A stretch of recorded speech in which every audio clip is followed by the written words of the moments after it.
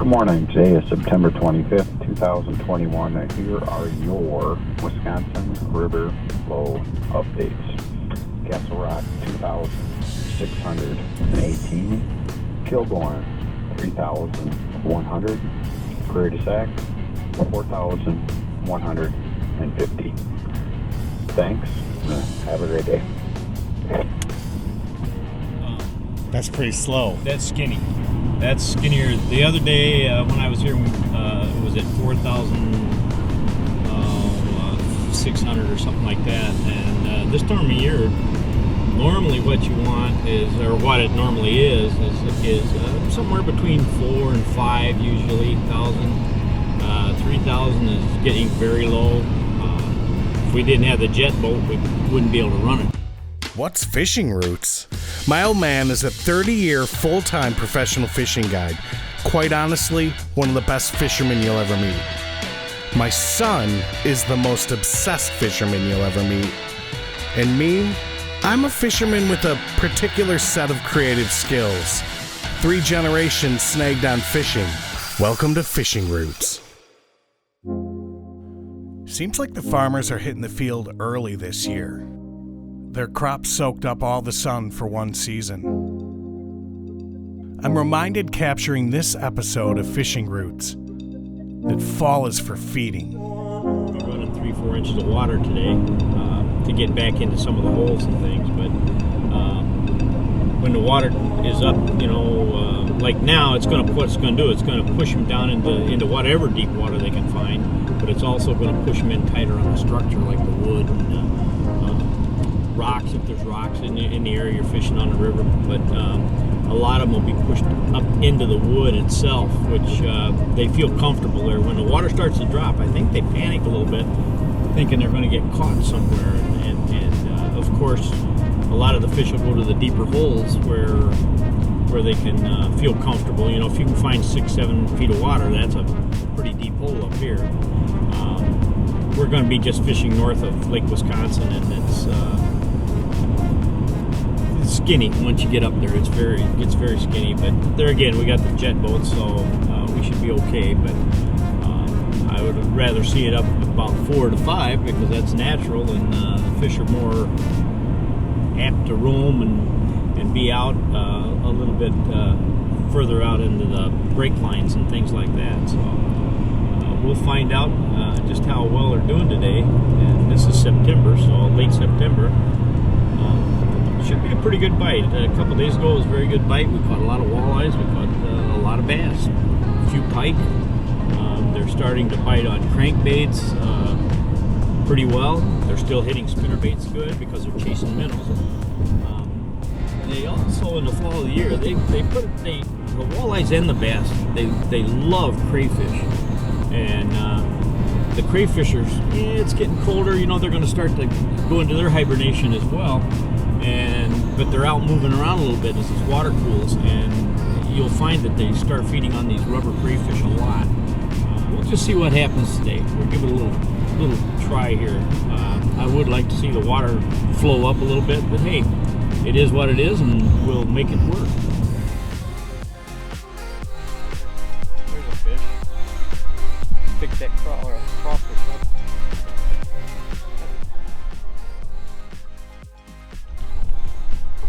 Little guy.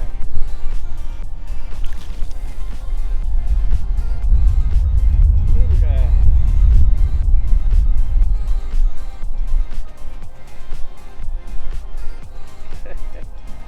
Little 12-incher. He thought he was big.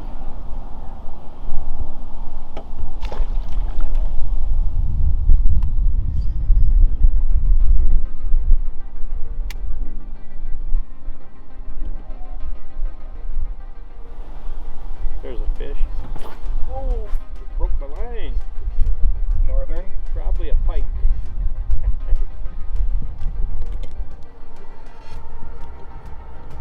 Yeah. Coming up right here. He hit it right off the bank too. Yeah, that's a good one. Yeah, we'll take a few more of these. Nice. Come here, buddy. net on this guy? Well. You want it? It's right here. Oh, I think I can get it. Woo! That's a big boy. Starting out strong today. Yeah. Well, get him in both, huh? There we go. Get your hand under the belly.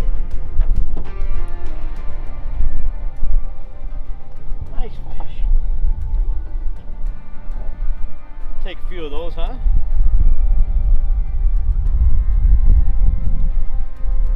He liked that plastic today. I figured it'd be in those spots with this water level like it is.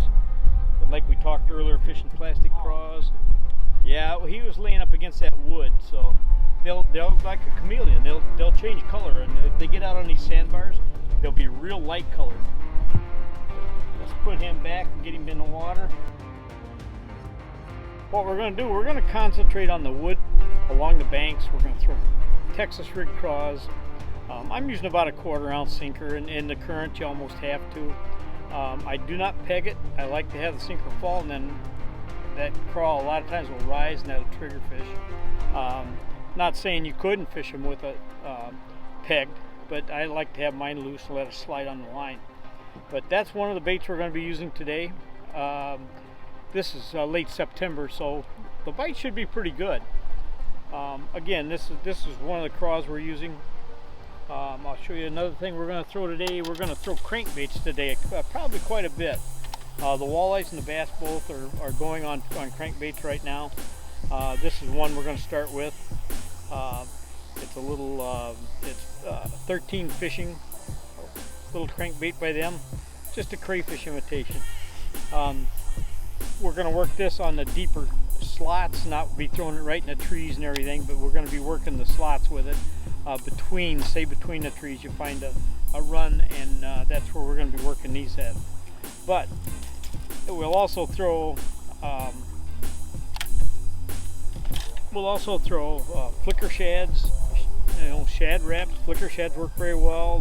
The Berkeley flicker minnows, things like that. I like a purple color.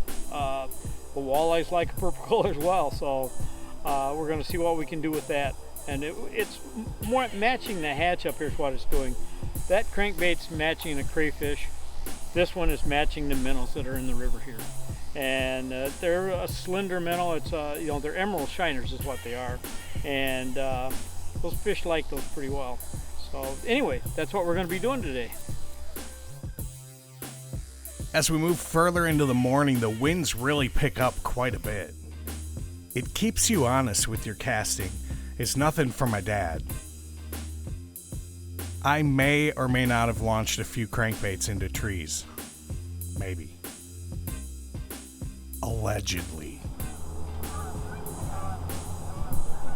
Right up in that corner. I'll let you hit it. Oh, go ahead. No, get it. I'll fish this down back behind us. Because I'm hungry for the learning, I can't help but notice how he uses the wind and the current to position the boat for those casts. Yeah, this is the time of year they start putting the feed bag on. Kind of getting ready for like the winter. Yeah, they're getting ready for. They'll feed up as the water temperature drops. As the water gets colder, they'll get even more aggressive. They know that it's coming, and they don't feed as hard in the wintertime. So it's a long winter for them. And they know it, I think.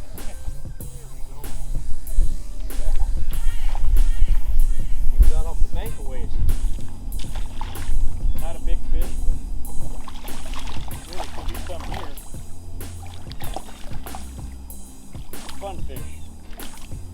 There. We'll lift him up. Another one of those 12-inch jobs.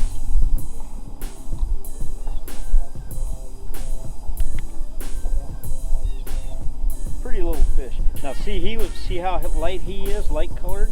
He's been on the sand. He's not been laying on the wood. And as you see, there's no wood here. This is just a sand bank right here. So that's how they'll change color depending on their surroundings. Let him go. Let somebody else have fun with him. When that water drops like this, it puts these fish in tighter on this cover. Is what it does.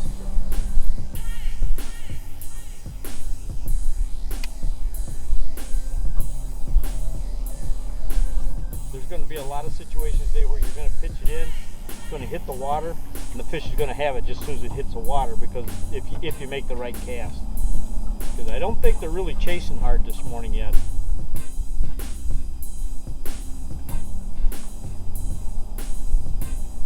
Do crawfish get more active up here as the water temp drops? Is that why they, like you're throwing a crawfish pattern?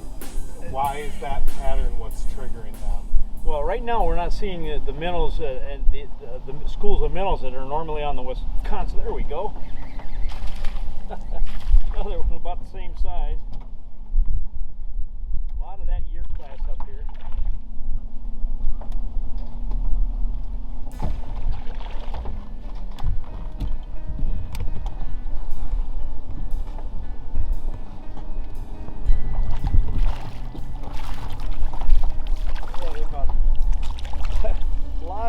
Class in here, which is good to see, because a lot of our big fish up here, really big fish, are gone that we used to catch.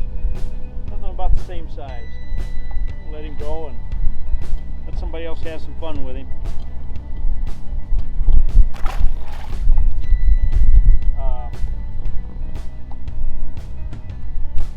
Yeah, like I was saying, the big fish up here that we used to catch up here, a lot of 18, 19 inch fish, 20 inch fish. There, you know, now you get a few a year, and they aren't here like they used to be. There's a lot of 15 inch fish, a lot of 12 inch fish like that. But some of those bigger year classes are just gone.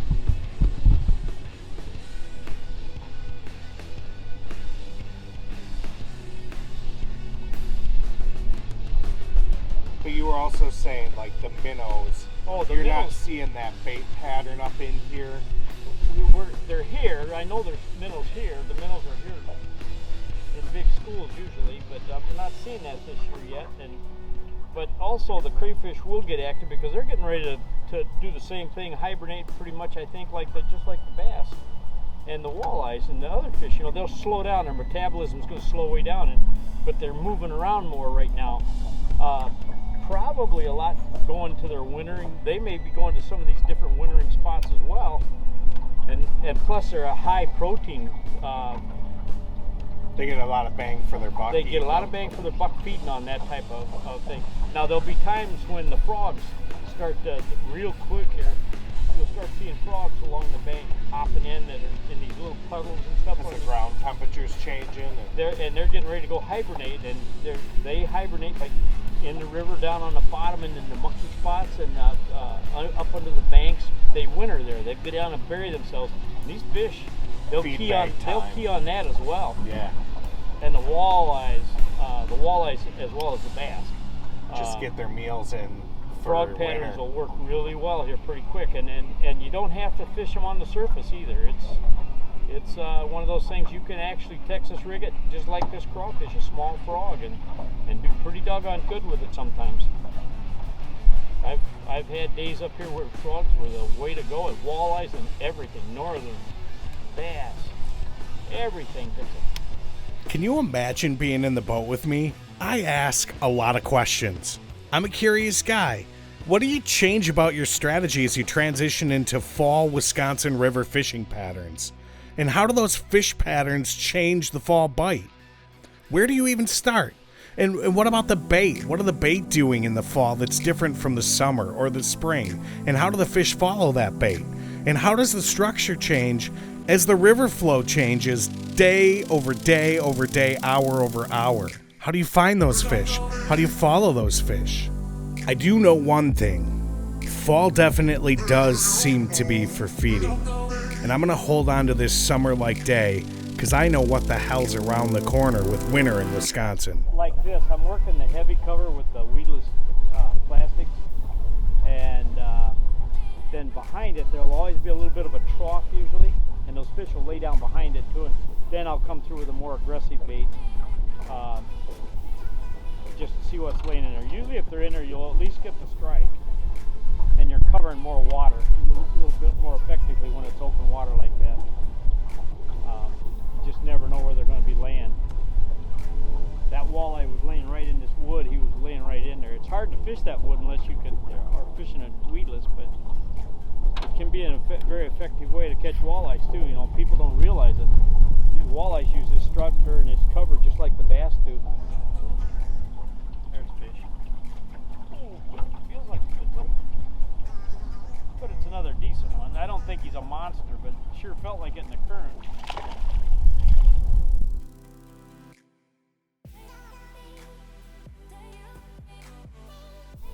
When I first set on him, he might have been in some wood too.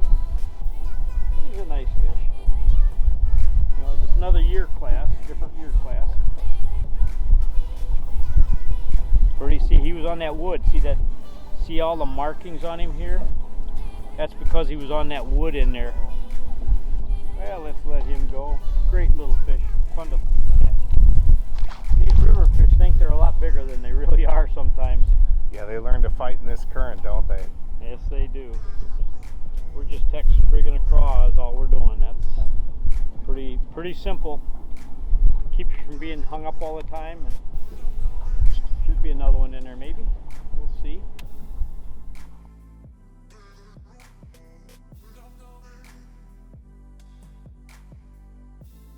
Ooh, that's a nice another one.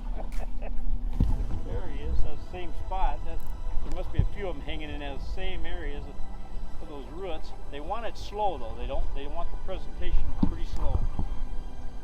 Just drag and let the current kind of shake. And you shake it. Whoa! Shake the bait a little bit at them. And these are nice, healthy fish.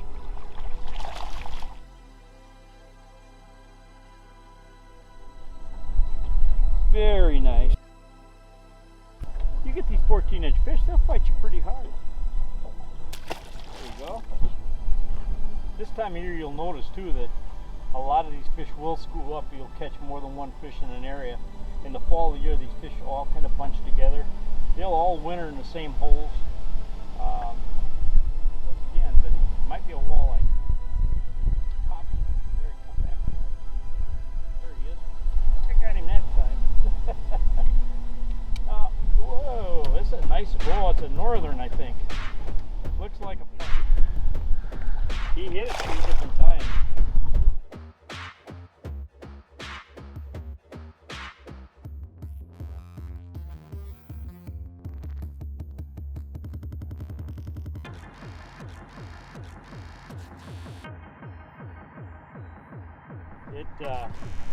Those legs work. Of course, that northern, he kind of tore him up a little bit, but I think we can get another fish or two out of him. So that's ready to go again. Let's get some fish. All right. How often does that, I mean, this is always changing. On the Wisconsin River, it's constant. So how often do you just roll up on something you fish consistently and say, well, this wasn't here before? Quite a bit. Yeah. Almost every trip. It's just the river, you know, the currents and the sand is moving around all the time. There's a hit, and they're close, got him.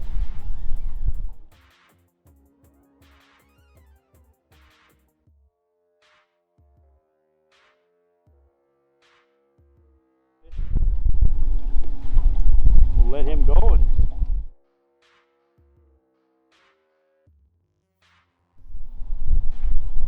there we go. Walleye. They even come up and hit the craw.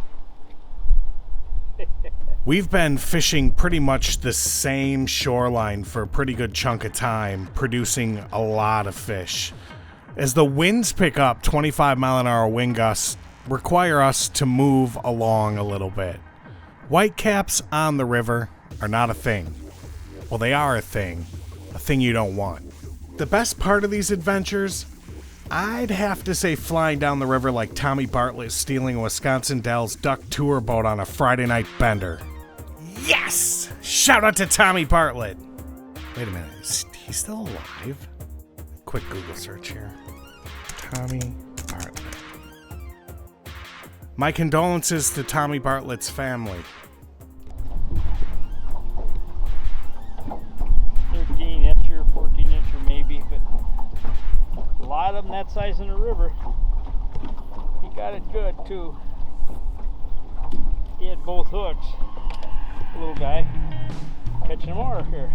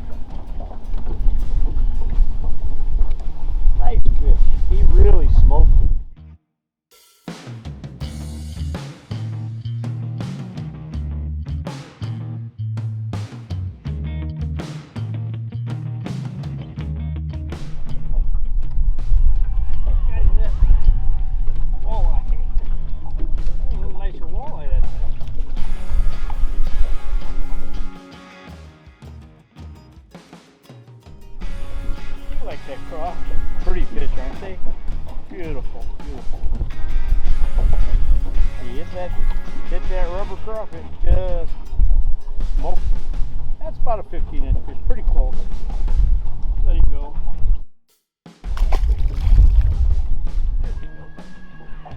There's a walleye. Oh, nice walleye. Hang on to this.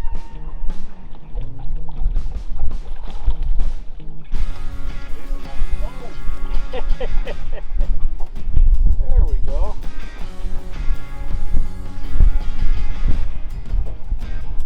A little better fish. If the guy was keeping them, that'd be the one to take right there. Perfect eating size if the guy wants one.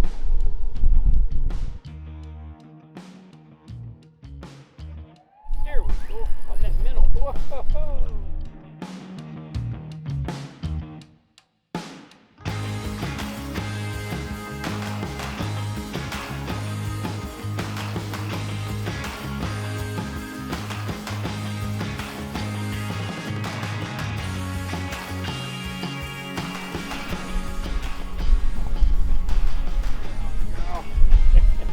Now that one was on a minnow bait, on one of those jackal minnows. He likes it pretty good. I made these heads the other day and I wasn't sure if that weed guard was too big or not on there because I could throw it right in the trees. But evidently it's working fine. He got her good. Nice little fish, fun to catch. Let him go. There. Let's get another one. So see, it's a little different bait. It's kind of a minnow bait. I got a weed guard on that. I make these heads. It's an archy head, like for a bass jig you'd make, and I just use it for being able to fish weedless in this wood.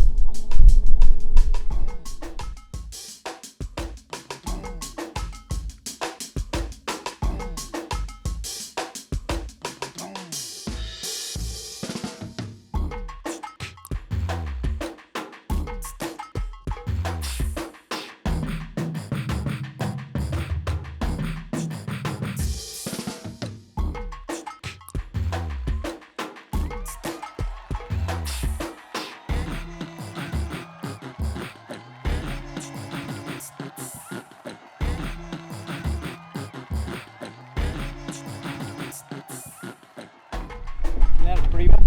That's a good one. Look at the markings on it, man. It's just a beauty.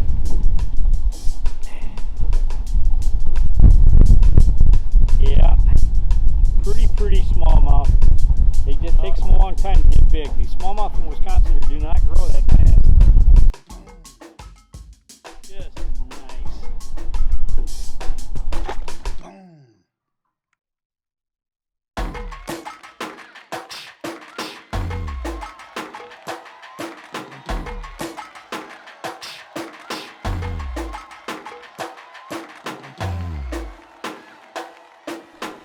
The wind finally got to a point where the gusts were getting pretty bad. We decided we were going to tuck out of the wind, and we also realized we haven't even dropped live bait into a hole yet.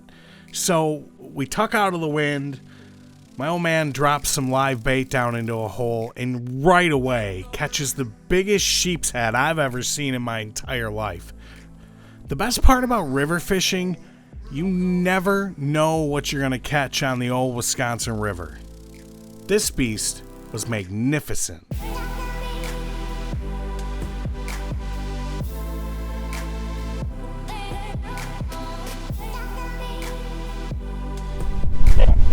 Now there's a drum for you. That is a drum. Yeah. Sheepy? Alright, let's get a picture.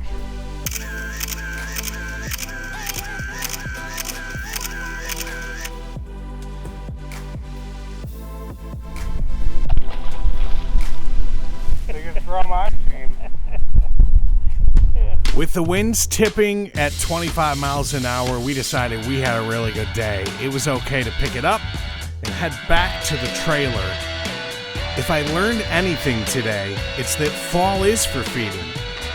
I'm Phil Barefield. Thank you for watching Fishing Roots. If you like what you saw, give it a like, subscribe, keep fishing.